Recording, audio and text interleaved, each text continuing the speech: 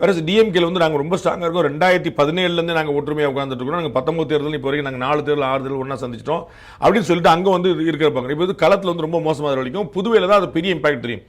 போன முறையே புதுவையில் வந்து இந்த கூட்டணி கட்சிகளுக்குள்ள இருக்கக்கூடிய அந்த குளறுபடி தான் வந்து என்ஆர் காங்கிரஸுக்கான ஒரு சுலபமான வெற்றியை கொடுத்தது.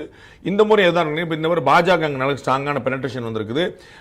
இவர் சார்லஸ் மார்டின் வந்து ரொம்ப ஸ்பெண்ட் பண்ணுறக்கா ரெடியாக இருக்கா. ஏற்கனவே பலமுறை நிறைய ஸ்பெண்ட் பண்ணிட்டு வந்திருக்கிறாரு. என்ஆர் காங்கிரஸில் அவர் வந்து ஒரு ஸ்ட்ராங்கான ஒரு தலைவராக அவங்க வந்து கையில் வாழ் வச்சிருக்காரு. அதனால வந்து இந்த மூணுமே சேர்ந்துருக்கனால அவங்களுக்கான வெற்றிக்கான வாய்ப்பு வந்து சுலபமாக தெரியுது. ஒரு 16 தொகுதி 17 தொகுதி கிடைச்சா போதுங்கும் போது அவங்களுக்கு வந்து 60% அவங்க வந்து ஒட்டுமொத்த கூட்டணி போட்டாலும் ஆட்டோமேட்டிக்காக வந்துருவாங்க கணக்கு. அதனால் வந்துருவாங்க தான் தோணுது. காங்கிரஸ் கட்சியில் வந்து காங்கிரஸ் கட்சிக்குள்ளேயே குளறுபடி, காங்கிரஸ் கட்சிக்கும் திமுக குளறுபடி. இப்போ நாம பேசுன போல திமுக கூட்டணியில் வேறு யார் யாருக்கான சீட் அது எப்படி கிடைக்குங்கிறது ஒரு பெரிய குளறுபடி. போட்டிட்டாலும் அவங்க திமுக சின்னத்திலேயோ காங்கிரஸ் சின்னத்தில் போட்டிட முடியுமா அப்படிங்கிற நிலைமை இருக்கு. இவ்வளவு இருக்கும்போது கிரவுண்டில் வந்து பெருசாக ஒர்க் ஆகாது.